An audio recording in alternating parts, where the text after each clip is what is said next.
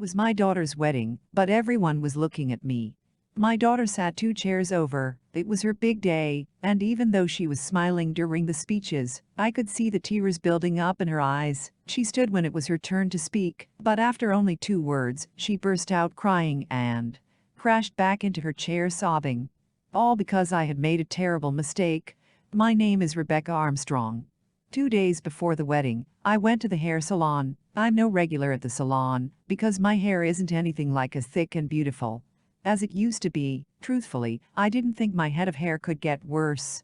I was already so ashamed when I looked at myself in the mirror, and I hated going out in public with my hair down unless it was winter, and I could wear my beanie hat to cover it up.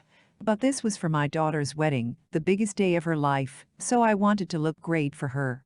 When I arrived at the hair salon, I was met by a woman in a green blouse. She sat me down in front of the mirror. "What can I do for you?" I told her about my brittle strands that fall out at the slightest touch, and how I needed her to carefully style my hair.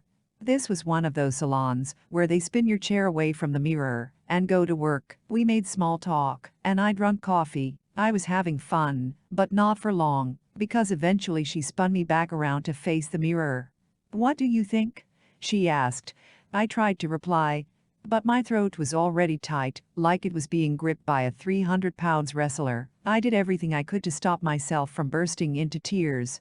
She had totally ruined my hair.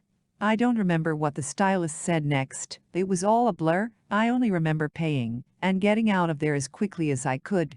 When I arrived home, I tumbled into my husband's arms. "Our daughter's wedding is in 2 days and look at my hair." He tried to tell me it was okay, but I saw the look in his eyes. He looked at me as if I was a 3-year-old that had taken a pair of scissors to their own hair. It wasn't his fault my hair looked so embarrassing.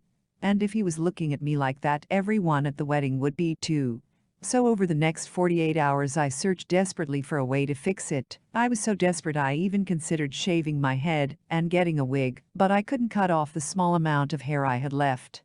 So I had to make the best out of what I had. And as it turned out, and just before I tell you the rest of this embarrassing story, you can read more in the description below.